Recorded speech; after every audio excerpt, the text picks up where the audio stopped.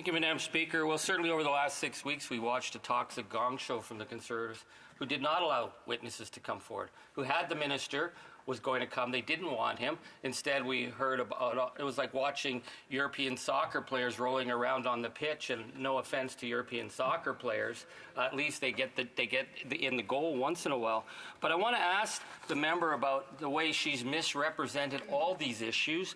Last year, we had 133 witnesses and 120 hours of hearings on clean energy, and at no point did any of those witnesses allege some kind of conspiracy, and yet this member is going public and using very loaded language about a globalist agenda. I want to know, that language for a globalist agenda, did that come from her? Did that come from her leader's office? Because that needs to be explained. I'll let the honourable member finish in a second. I have a point of order. The honourable official opposition House Leader.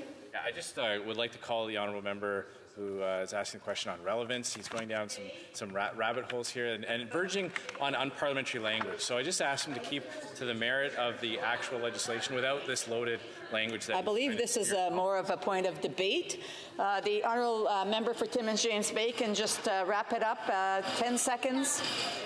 I'd like to know where the language for globalist agenda, did she make that up? Because there was not a single witness who used such outrageous language.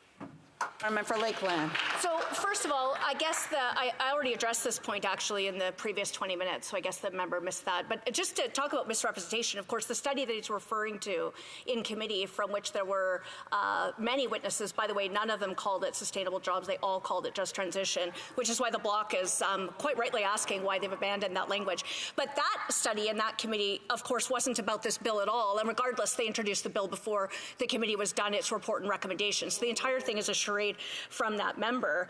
I explained the concept of globalists and globalism. This is a very normal division in political philosophy. What's happening, so what globalism is the belief that economic and foreign policy should be planned globally, internationally. I have a point of order. The honourable member for Timmins James Bay. The American Jewish Committee has identified globalist agenda as an anti-Semitic conspiracy group. It's not normal, only with extremists. This is not a point of order, it's a point of debate. And I do want to remind members, if they've had an opportunity to ask questions and comments, they should, when someone else has the floor, they need to wait until I call for questions and comments if they wish to continue to contribute to the discussion. The honourable for Lakeland, if she could wrap it up in 20 seconds. Try to. Yeah, I mean, perhaps this goes back to my more than 20 years of academic background of political philosophy. The word's not new, and it is absolutely a normal ideological divide, depending on perspectives of how policy, economic, and foreign decisions should be made. So what COP20